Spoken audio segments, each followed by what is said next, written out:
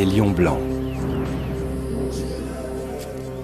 Dans les légendes africaines, ils sont des messagers sacrés. Mais au Timbavati, la région d'Afrique du Sud d'où ils sont originaires, plus un seul ne vit à l'état sauvage. Leur pelage rarissime attise les convoitises, notamment des collectionneurs de trophées. Comment éviter leur disparition ?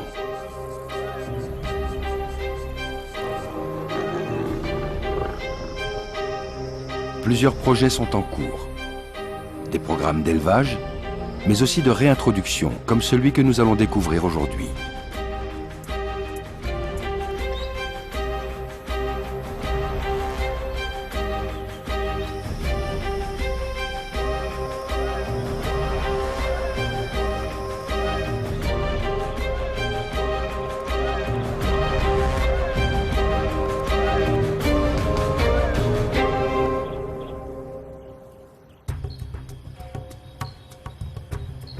Une nuit sans lune dans le Timbavati. Un groupe de touristes sillonne la savane dans l'espoir d'observer des lions blancs. Mais leur véhicule tombe en panne. Une troupe de 24 lions surgit.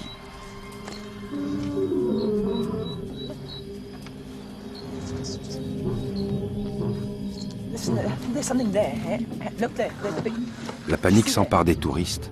Les lions le sentent. Linda Tucker fait partie du groupe.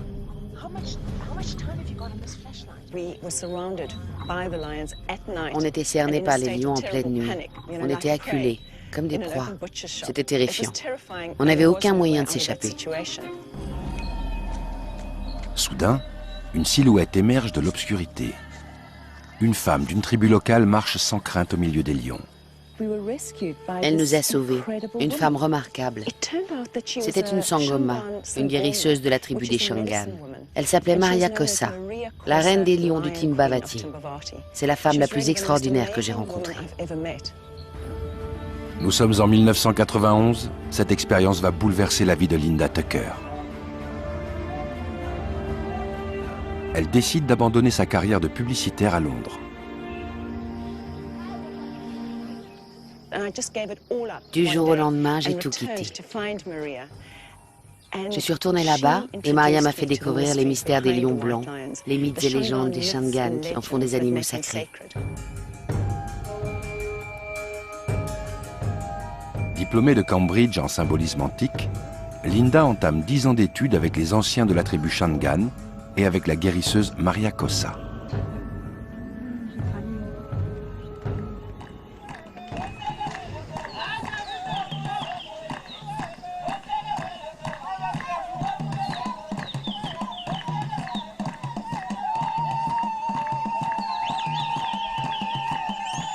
Pour les Shangaan, les lions blancs sont les esprits des chefs défunts. Ils sont donc intouchables.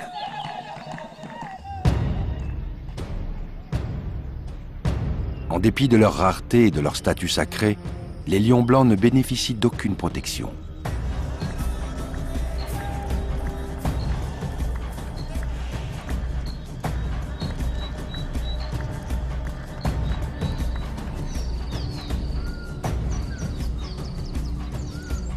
Ils sont considérés comme une variante génétique des lions africains de couleur fauve.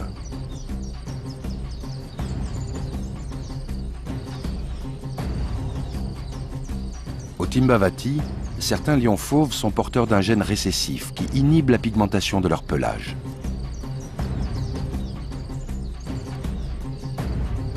Pour que la femelle donne le jour à des lionceaux blancs, il faut que les deux parents soient porteurs du gène récessif. D'après les traditions orales indigènes, les lions blancs peuplent la région du Timbavati depuis des siècles. Au cours des 3 dernières décennies, ils ont tous été capturés et vivent désormais en captivité aux 4 coins du monde. Ils ne sont plus que 500 et vivent uniquement dans des zoos, des réserves et des fermes de chasse.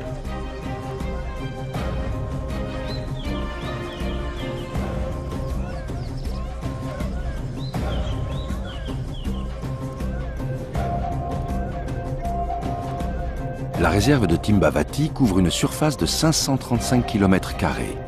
Elle jouxte le parc national Kruger dans le nord-est de l'Afrique du Sud.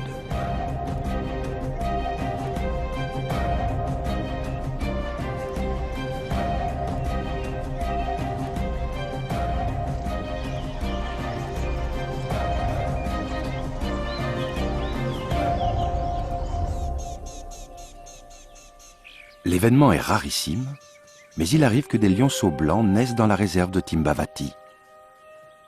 Ces 2 lionceaux repérés en mai 2006 étaient les premiers lions blancs vus depuis 12 ans. Comme bon nombre de lions blancs, on ne les a jamais revus. Ils ont sans doute été abattus ou capturés.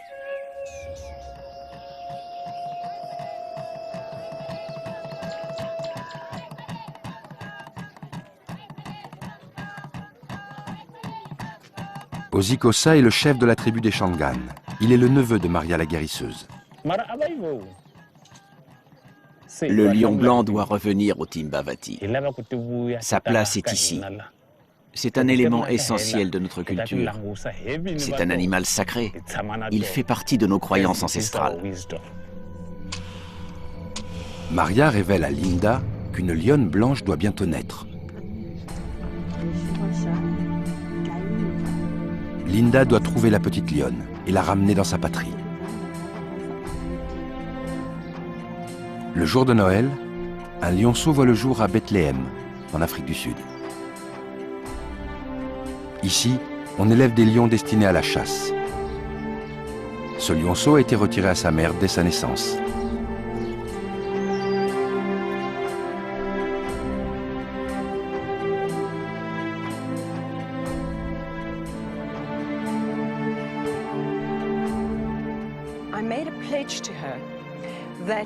J'ai fait le serment de n'avoir nul repos tant que je ne l'aurais pas ramené au Timbavati.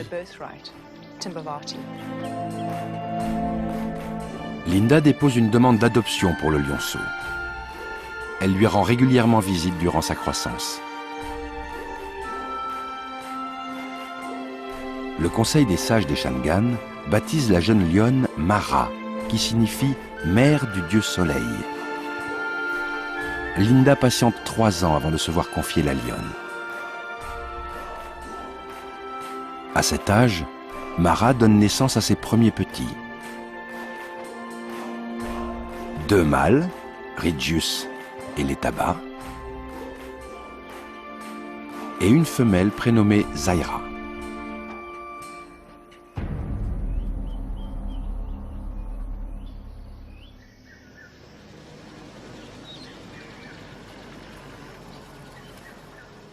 En 2002, Linda crée le Global White Lion Protection Trust, la société pour la préservation mondiale du lion blanc.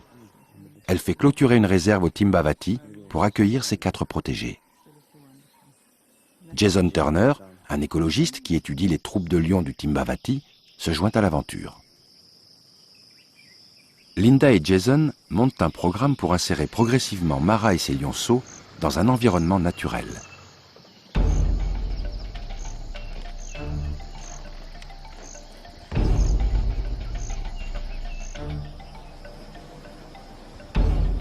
L'objectif principal de Linda est de faire inscrire le lion blanc sur la liste des espèces menacées d'extinction.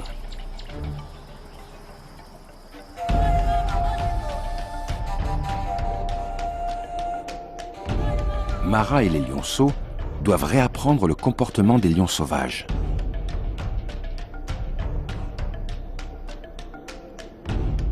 La première phase d'acclimatation aura lieu dans un enclos de 3 hectares. Pour la seconde phase, les lions disposeront d'un parc naturel de 300 hectares où ils devront chasser pour se nourrir.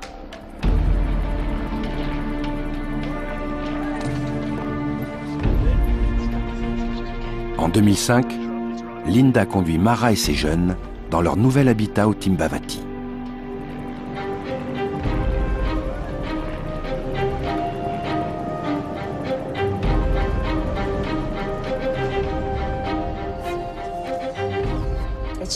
Je suis très émue. La bataille a été si longue. La procédure aurait dû être plus simple parce que les lions ont le droit de vivre ici. La petite famille se réveille dans l'enclos d'acclimatation. Comparé à l'élevage où ils ont vu le jour, le paysage africain doit leur sembler étrange et hostile.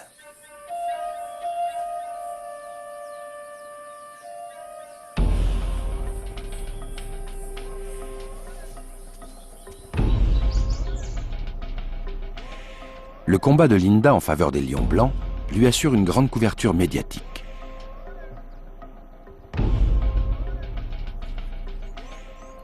Mais elle essuie aussi des critiques de la part de la communauté scientifique. Certains spécialistes disent que les lions blancs ne méritent pas d'être protégés. C'est incroyable. Quel animal ne mérite pas d'être protégé? Les lions blancs le méritent en tant qu'animaux et aussi parce que ce sont des créatures sacrées pour les Shangaan. Et je soutiens de tout mon cœur la cause des Shangaan.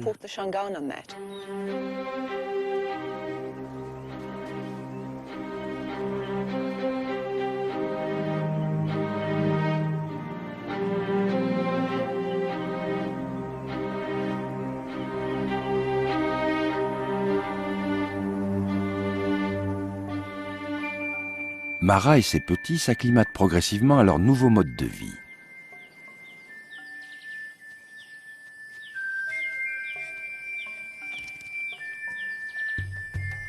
Les arbres sont une source inépuisable d'étonnement.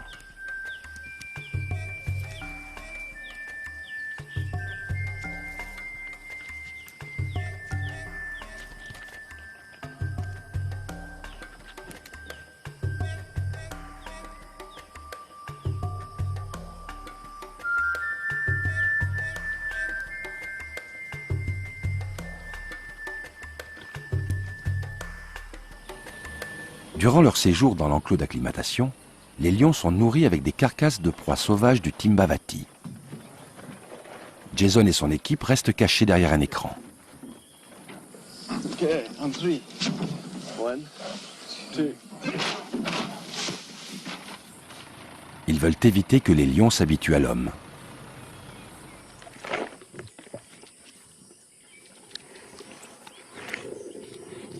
La distribution des carcasses a lieu à des heures irrégulières, conformément aux habitudes alimentaires des lions sauvages.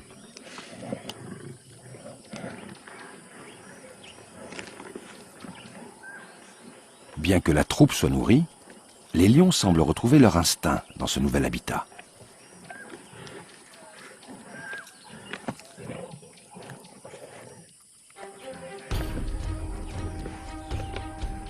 Les lions sont des carnivores très sociables. Mais durant les repas, les querelles sont fréquentes. Mara apprend à ses jeunes à défendre leur carcasse.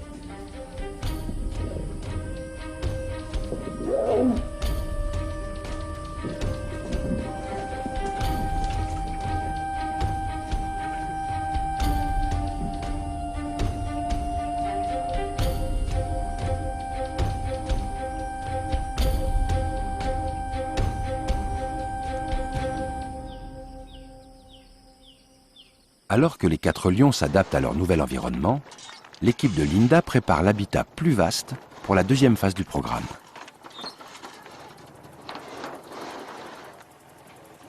Une zone de 300 hectares est entourée d'une clôture. Ici, les lions devront apprendre à tuer des proies.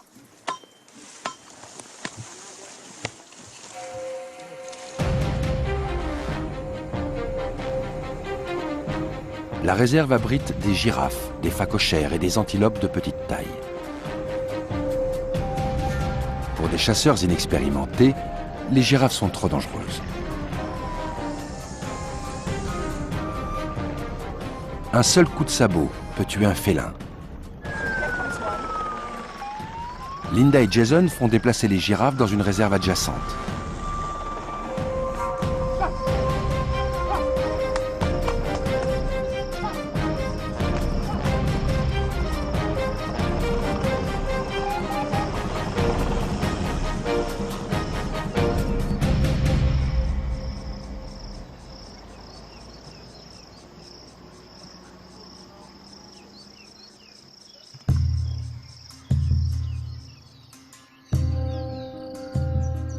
Linda et Jason suivront les lions pour s'assurer qu'ils sont en bonne santé.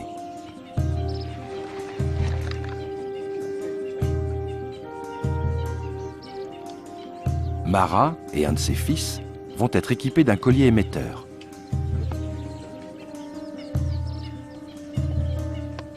Les félins doivent d'abord être endormis à l'aide d'une fléchette.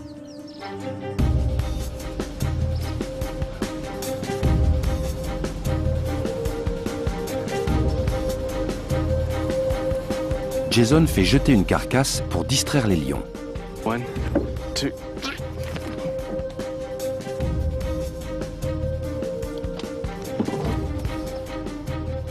This guy, yeah, this guy we're gonna follow.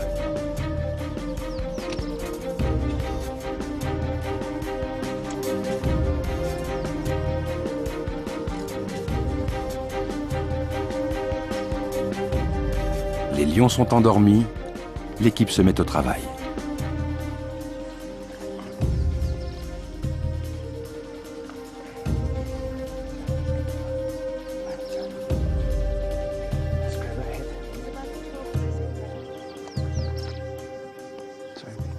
I just want to show you his paw. Look, that's the size of the paw. It gives you an idea of how big it's going to be. Jason prélève des échantillons de sang et prend les mesures des félins. Il espère découvrir un marqueur génétique qui différencierait les lions blancs des lions fauves. Il pourrait alors plaider la cause des lions blancs et les faire protéger comme une sous-espèce en danger.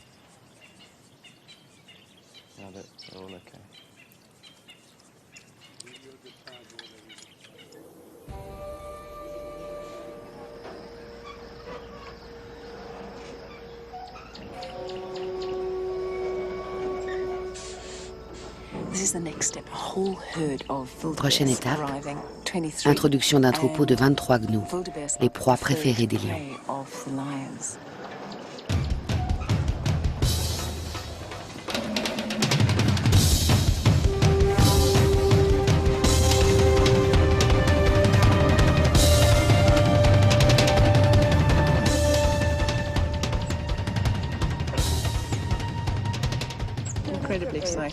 Je suis super excitée. C'est la dernière étape avant d'introduire les félins. Linda et Jason ont pris toutes les précautions pour préparer les lions à leur vie dans la nature. Mais ils ne pourront pas protéger les lions en dehors de la réserve.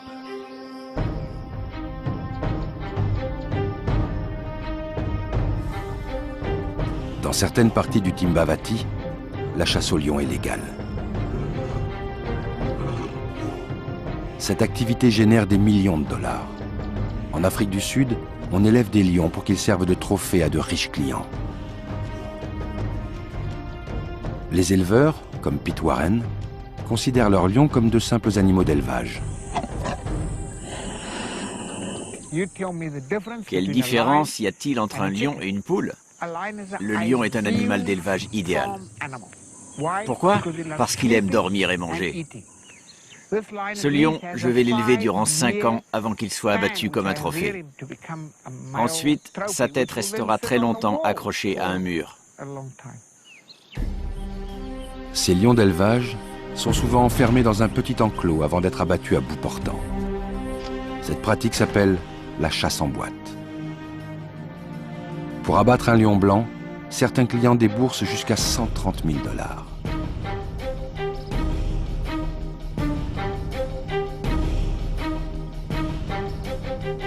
Les éleveurs procèdent fréquemment à des croisements entre lions apparentés pour perpétuer une caractéristique très prisée, le pelage très blanc.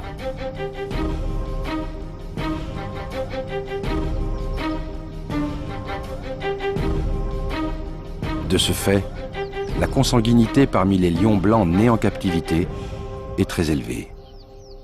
Le problème des lions blancs est double. Premièrement, ils ont été retirés de leur milieu naturel durant 4 décennies avant d'être croisés entre eux dans les fermes d'élevage.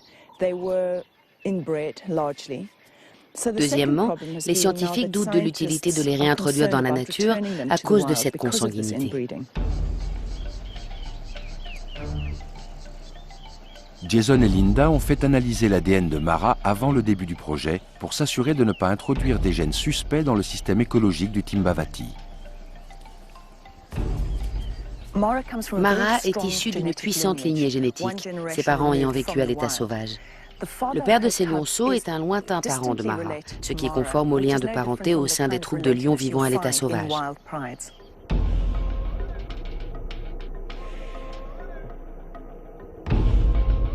Le grand jour est arrivé.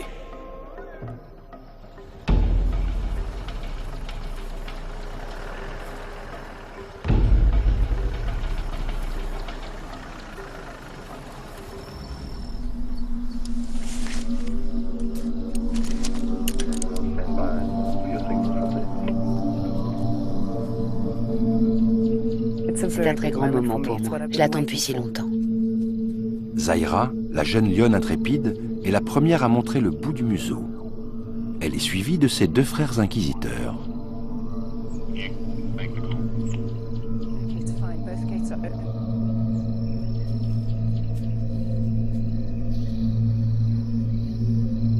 Zaira reste sur ses gardes. Après un regard vers son frère Letaba, elle s'aventure enfin dans la réserve.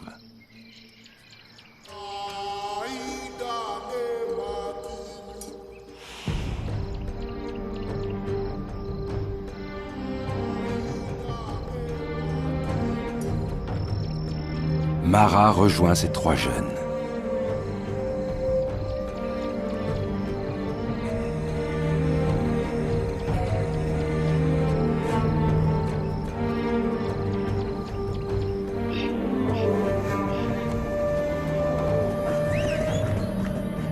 Linda et la tribu des Shangan célèbrent le retour du lion blanc. Les Shangan ont retrouvé le lion esprit qu'ils révèrent.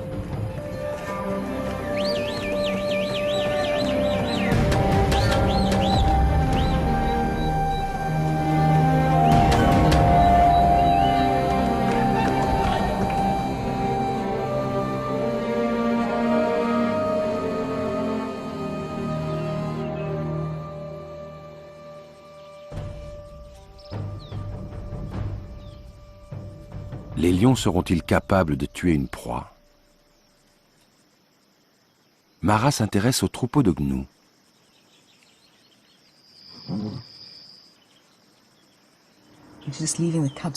Elle laisse ses petits pour ne pas être dérangée. Plus tard, elle émettra sans doute des grognements pour demander à ses jeunes de l'aider, mais là, je pense qu'elle préfère y aller seule.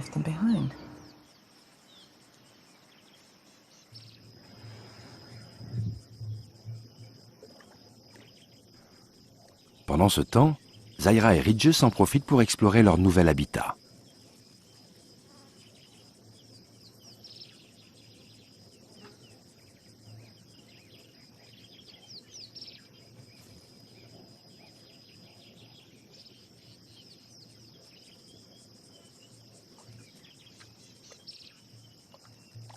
Les gnous sont tout proches.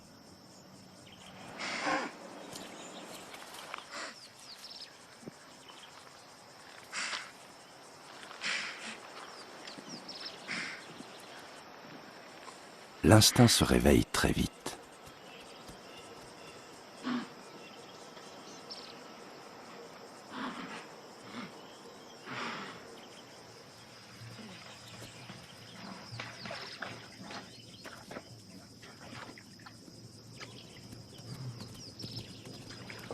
Mais les jeunes lions essuieront de nombreux échecs avant de tuer leur première proie.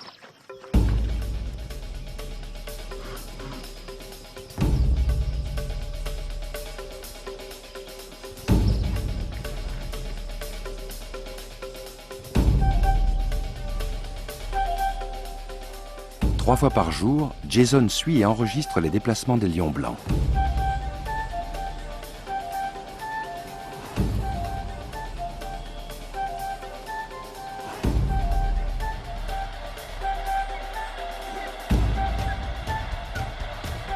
On prétend volontiers que les lions blancs sont désavantagés par leur robe claire, trop visible.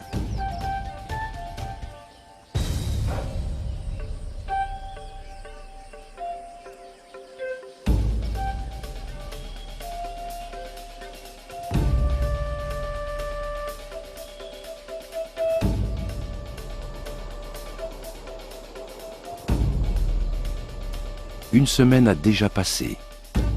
Les petits de Mara n'ont rien eu à se mettre sous la dent. S'il tarde encore, Jason sera obligé de faire une entorse au programme et de leur fournir une carcasse.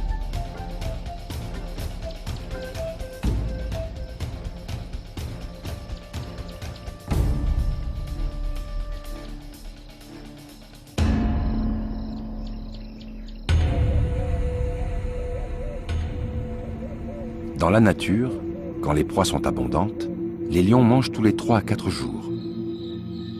Ils profitent souvent de l'obscurité pour attaquer.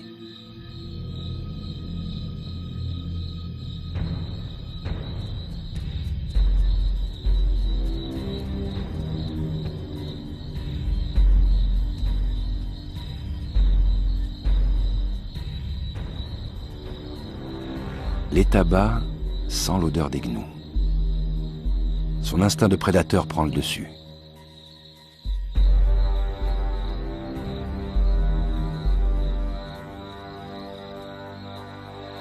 Mara, elle, choisit une proie plus facile.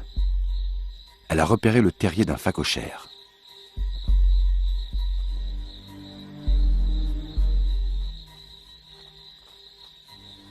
Les jeunes aident leur mère à creuser, mais ils sont maladroits et indolents. Les 4 lions se relaient.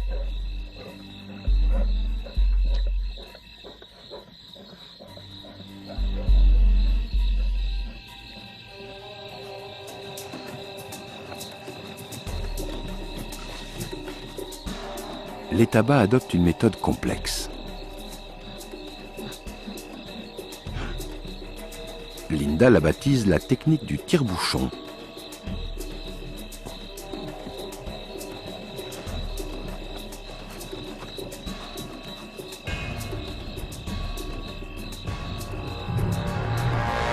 Après avoir creusé durant 3 heures, les lions extraient leur proie.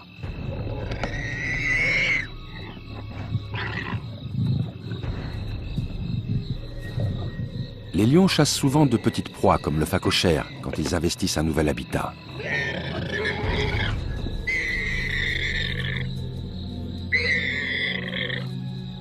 Mais la tâche n'est pas sans risque. Ces animaux peuvent infliger des blessures mortelles avec leur défense.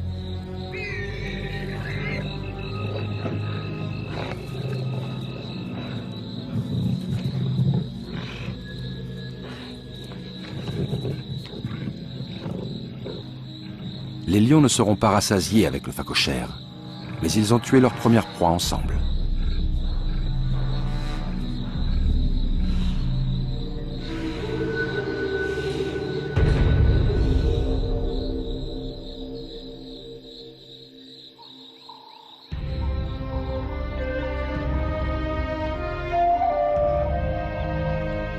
L'avenir de Mara et de ses jeunes au Timbavati est très prometteur.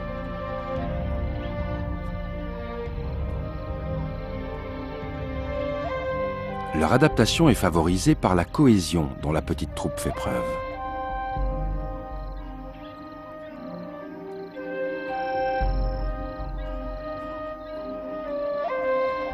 Les jeunes grandissent vite. Leur appétit est insatiable. Mara les quitte régulièrement pour trouver une proie.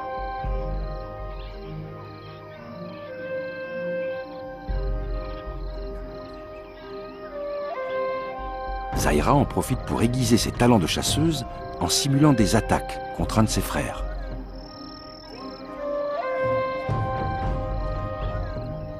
Les jeux de combat permettent aux jeunes d'améliorer leur technique d'approche et de plaquage. Ridgius joue volontiers la victime pour sa sœur. Mais il se rebiffe aussi.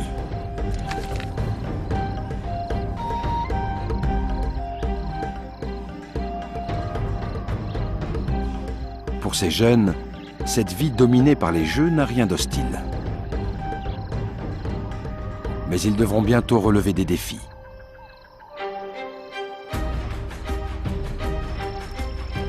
Un an plus tard, les jeunes ont bien grandi et sont devenus plus téméraires.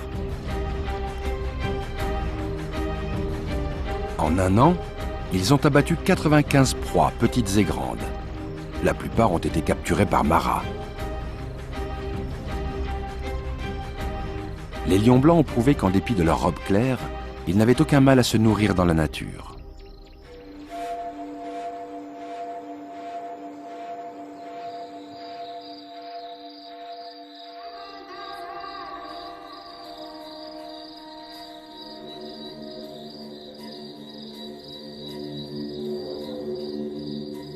Une nuit, les lions partent à la chasse aux phacochères. C'est la saison des pluies. Le sable est moins compact et plus humide. Mara et les jeunes se relaient pour creuser et ramper au plus profond du terrier.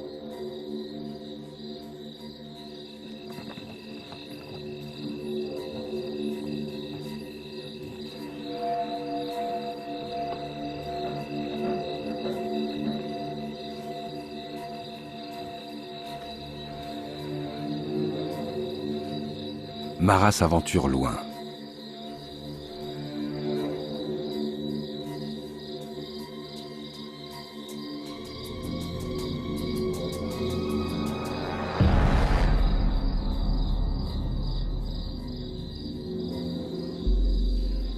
Soudain, le terrier s'effondre. Mara est enterrée vivante.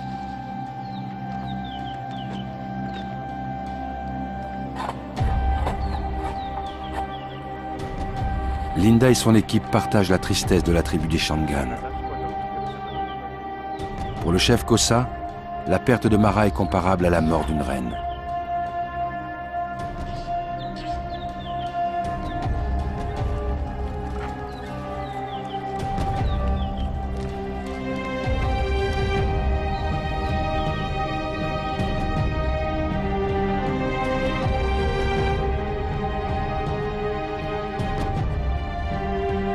Zaira, Letaba et Ridges doivent désormais se débrouiller sans leur mère.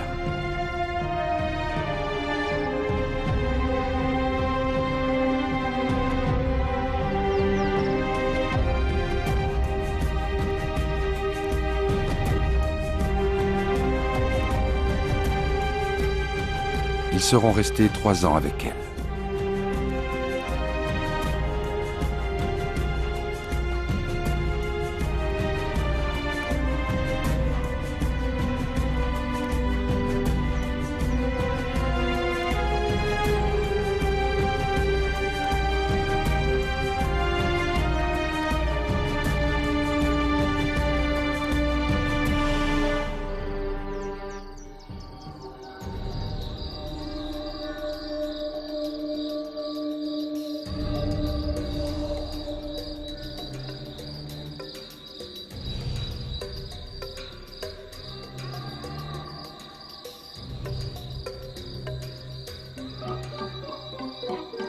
Les petites proies, comme ce porc-épic, peuvent infliger de graves blessures.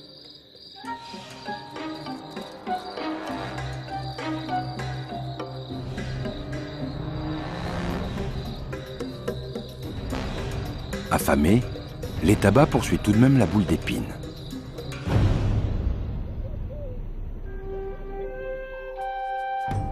Le lendemain, Letaba porte l'épreuve d'une lutte acharnée avec le porc-épic.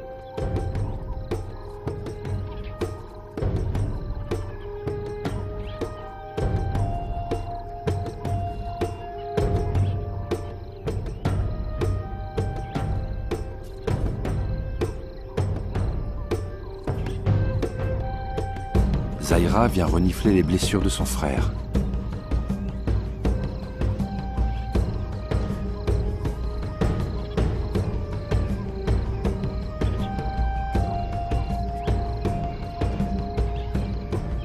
À l'âge de 3 ans, les lions atteignent la maturité sexuelle.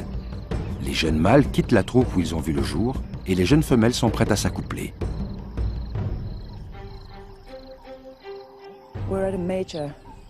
Le projet a pris une mauvaise tournure avec la mort de Mara. Ça n'était pas du tout prévu. Normalement, Zaira serait restée avec sa mère. Là, elle se retrouve toute seule. Il faut revoir complètement le projet. Linda et Jason décident de séparer Zaira de ses frères pour les empêcher de s'accoupler.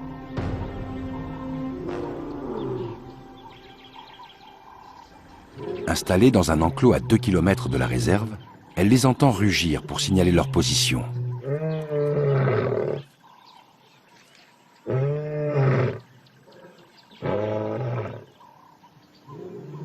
Il est temps de trouver des compagnes pour l'Etaba et Ritius. Leurs lionceaux et ceux de Zaira assureront l'avenir du projet.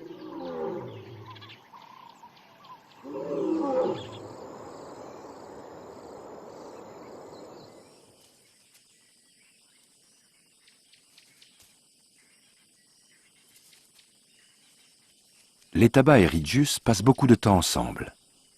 Ils forment une alliance typique pour des mâles de leur âge.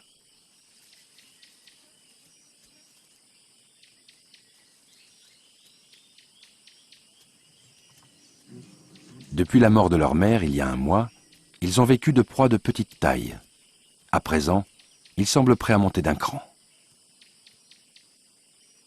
L'herbe pâlie par l'hiver constitue un bon camouflage pour la robe claire des lions. Un troupeau de gnous passe sans les voir.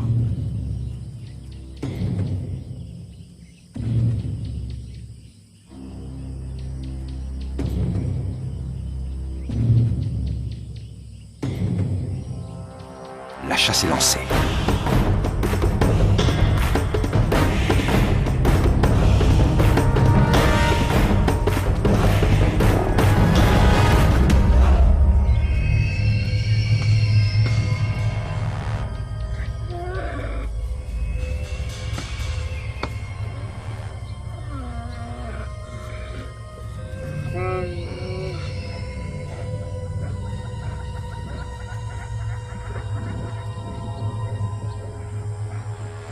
Les deux mâles savent se débrouiller.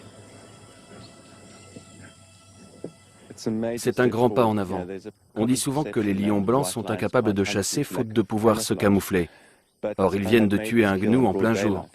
L'objectif de la seconde phase était que les lions puissent se nourrir par eux-mêmes. L'Etaba et Ritius ont prouvé qu'ils en étaient capables.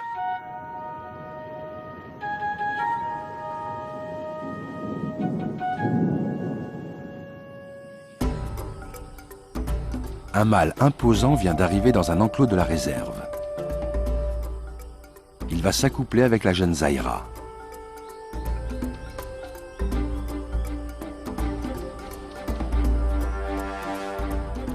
Les lionceaux issus de cette union seront les premiers lions blancs élevés sans intervention humaine.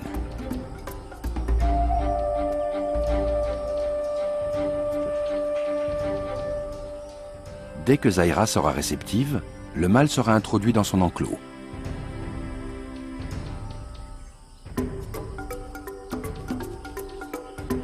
Le couple doit d'abord faire plus ample connaissance à travers le grillage.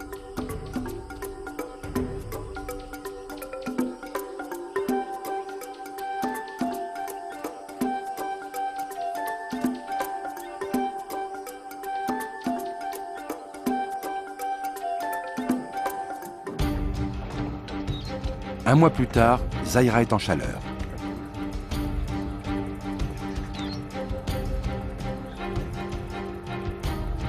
Les mâles pouvant être agressifs envers des lionnes qu'ils ne connaissent pas, le vétérinaire se tient prêt à intervenir en cas d'urgence.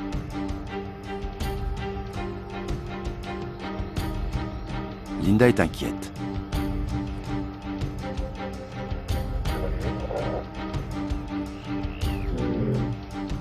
Impatient de rejoindre Zaira, le mâle fait les 100 pas le long de la clôture. Jason ouvre la grille.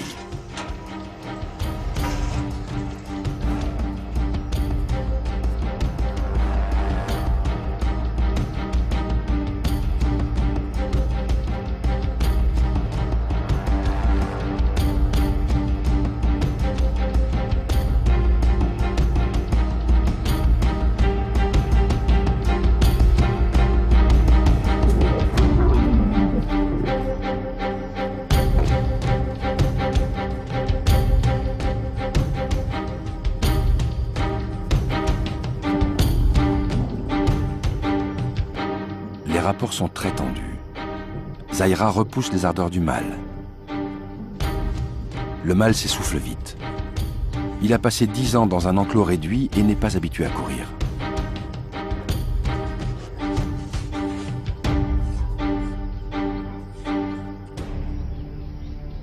En pleine forme, Zaira n'a aucun mal à tenir le mâle à distance. Le lion prend son mal en patience en rugissant pour signaler qu'il est désormais le seul maître de ce territoire.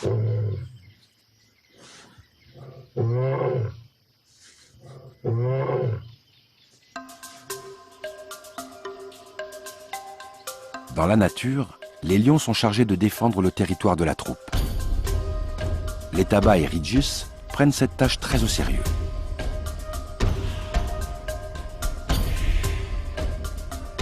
Ils patrouillent régulièrement le long de la clôture pour impressionner un mâle installé dans une réserve voisine.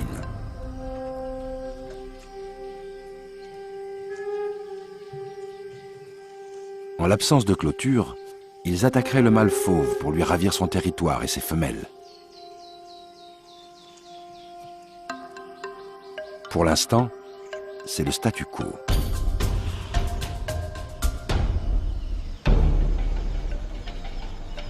Linda et Jason sont en route pour récupérer 2 femelles fauves offertes par une réserve située dans la région.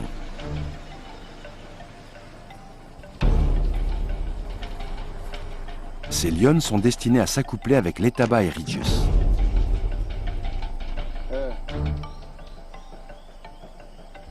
Le vétérinaire endort les femelles et les prépare pour le retour.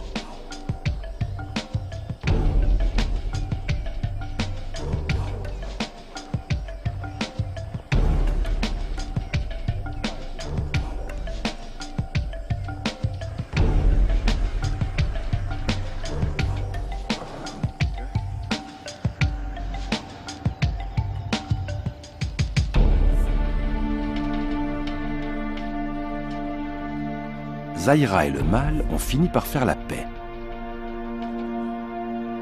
Pour savoir si la lionne est réceptive, le mâle retrousse la lèvre supérieure pour découvrir un organe situé sur son palais et qui capte les phéromones sexuels.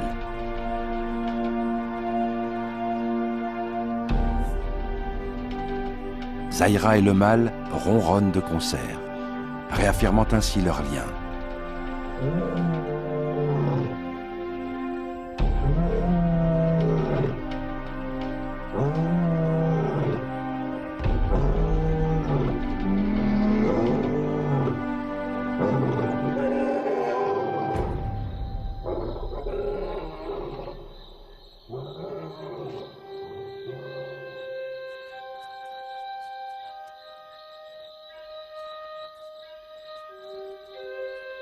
Ils s'accouplent plusieurs fois durant la nuit.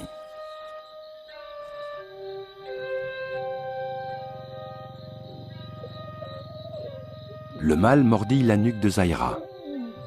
On pense que ce comportement favorise l'ovulation.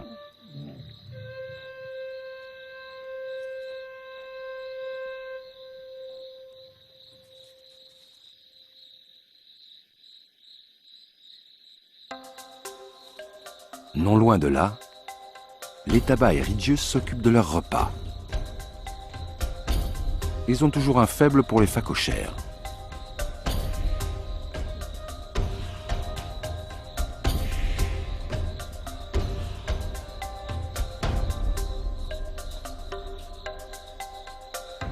Letaba creuse à la mode du tire-bouchon, et sans aide.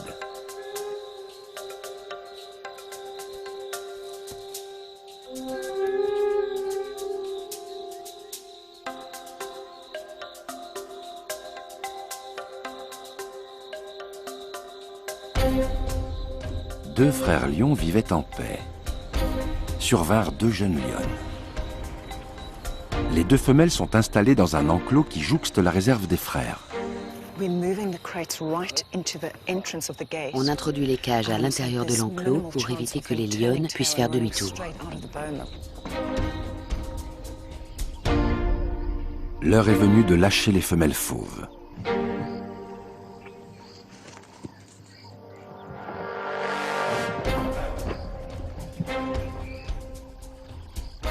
Ces femelles introduiront des gènes sauvages dans le projet et aideront Letaba et Rydgius à intégrer une troupe sauvage.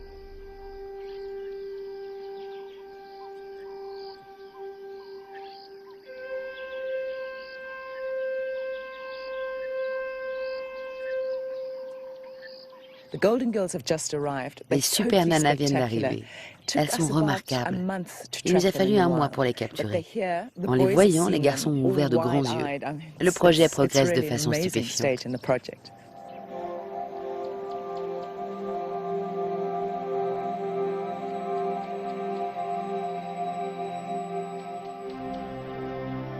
Trois mois ont passé depuis que Zahira s'est accouplée.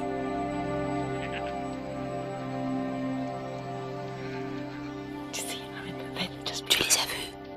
Ils sont cachés dans les hautes herbes là-bas. Ils sont bien dissimulés dans ces hautes herbes. C'est une excellente cache.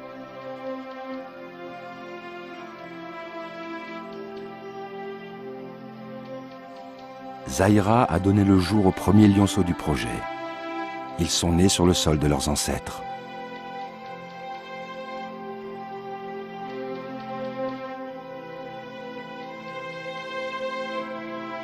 Une petite lionne et 2 lionceaux.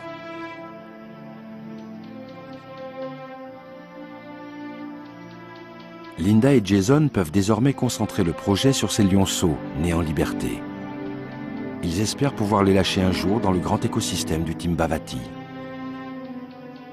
Pour cela, il faut que la chasse au lion blanc soit interdite. Nous travaillons de façon intense avec les autorités sud-africaines pour qu'elles protègent les lions blancs et transforment toute cette région en réserve protégée.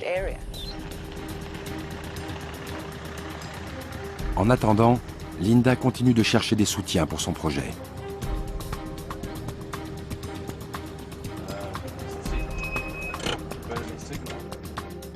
Ian Player est un écologiste très renommé qui se bat pour la protection de la faune africaine et les droits des tribus indigènes. Les lions blancs vivaient ici. Ils ont été déplacés pour diverses raisons. À présent, grâce au Global White Lions Trust, ils sont réintroduits dans la région. Toutes les polémiques autour du lion blanc ne sont qu'élucubrations humaines. La seule chose qui compte, c'est que les lions blancs sont de retour et qu'ils seront essentiels pour rétablir l'équilibre naturel de la faune dans cette région. En dépit des controverses que suscite son projet, Linda est sûre qu'à terme, il sera couronné de succès. Ce sont les premiers lionceaux nés sans l'intervention de l'homme dans la région du Timbavati. C'est l'héritage de Mara. Le projet dépend de la survie de ces lionceaux. Ils vont réintroduire le gène du lion blanc dans cette région, d'où on les a délogés de force il y a de nombreuses années. Leur retour suscite la fierté, l'amour et la joie des Shangaan. Et je célèbre tout ça avec eux.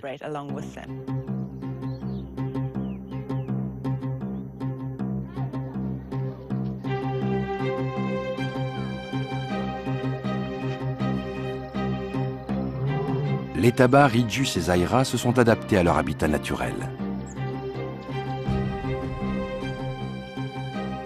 Zahira a donné le jour à 3 lionceaux d'une nouvelle lignée génétique et qui n'ont pas été habitués à l'homme.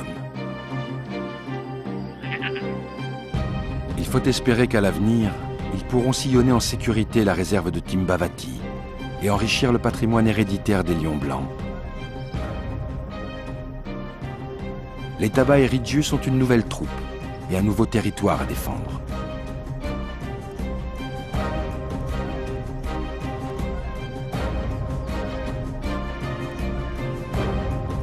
Pour l'instant, ces lions blancs vivent et se reproduisent dans un environnement naturel sécurisé. Le jour où la vaste savane du Timbavati sera sûre, elle aussi, elle pourra à son tour fêter le grand retour du lion blanc.